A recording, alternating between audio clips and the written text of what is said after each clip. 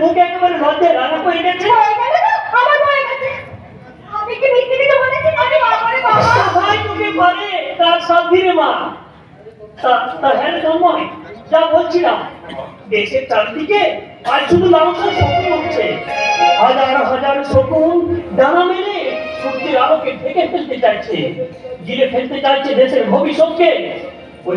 ওইসব শকুনদের একটা একটা করে খুঁজে বার করে খাঁচাই না পুড়তে পারলে দেশের ভবিষ্যৎ যে অন্ধকারে ঢাকা পড়ে যাবে বাবা।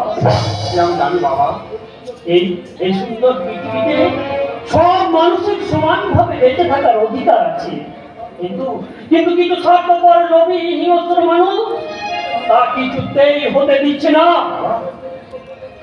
তারা টাকার জন্য স্তব্ধ করে দিতে চাইছে দেশের অগ্রগতিকে।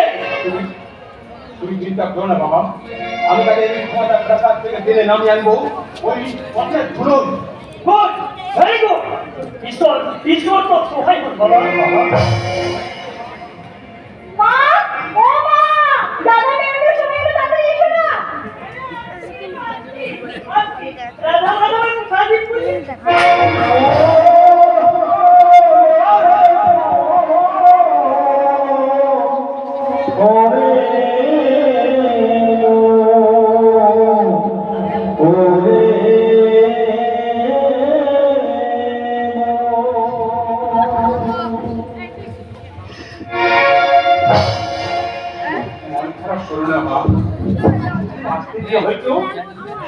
আজকাল এই অমঙ্গল কেন এখন ঠাকুর বলো কি অন্যায় আমি তোমার সামনে করেছি?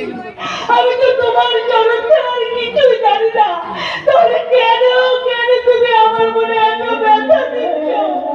বলো ঠাকুর, কেন?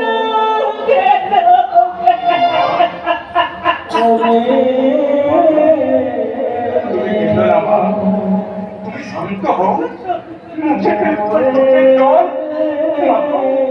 আমার চোখের সামনে নামের মঙ্গলময় মমতাময়ী রূপ দেখতে আমি বড়। সে তুমি আমার কল্যাণময় মা।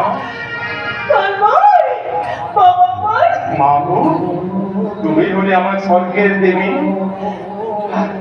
বাবা হলো আমার আদর্শের দেবতা। তাই তোমাদের আশীর্বাদ আমার মাথায় থাকলে কোনো বিপদে কাছে আসতে পারবে না মা।